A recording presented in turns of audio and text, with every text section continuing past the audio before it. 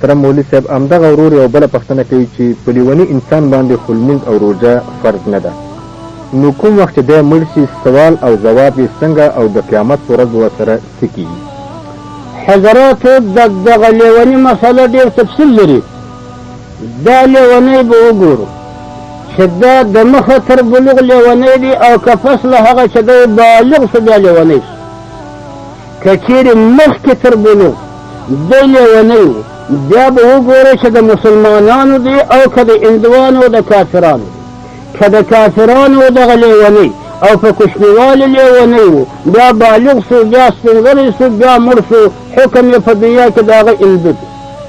یعنې هندوانو ته بیا سپاري هغه چې هر څه پکې در مثال چې وړي بل ځای وسوځي هر څه پکې. او که دغه لیونی پس له هغه چې دی بالغ شو بیا به لیونی شو. دا که د کفارو خالص کافر بلل کېږي آخرت کې جهنمي دی نعوذ بالله. او که دغه لیونی د مسلمانانو لیونی و بیا تاسې ورته وګورئ که په کوچنیوالي دی لیونی و د مخه تر بلوغ لیونی و بیا ځوان شو د هغه څه د 8 کالو شو اوس مړ شو د دې حکم د صغیر دی لکه پرون زوړ کړی او نن مړ شوی د دغسې کوچني حکم یې دی. حتی دعا د مغفرت ورلره نشته چې اللهم اغفر له دا به نه ورته وایي غفران د هغه چا دپاره چې د هغه په شان کې توهم د ګناه کېږي او د ده په شان کې دا توهم لکه کوچني ته چې مړ وي موږ دا دعا نه کوو چې خدای یې وبخښي یا الله شفیع یې وګرځوي.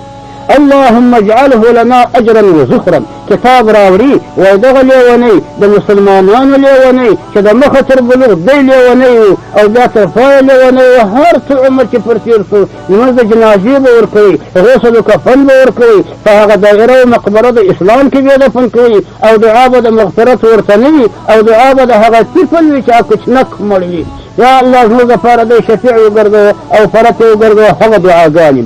او که داسې و چې مسلمان او فصل بلوغه بیا دی لیونی شوی د دغه دپاره چې مړ شي بیا دعا د استغفار حق ده. ولې څو شپې د هغه ګوره پر خدوال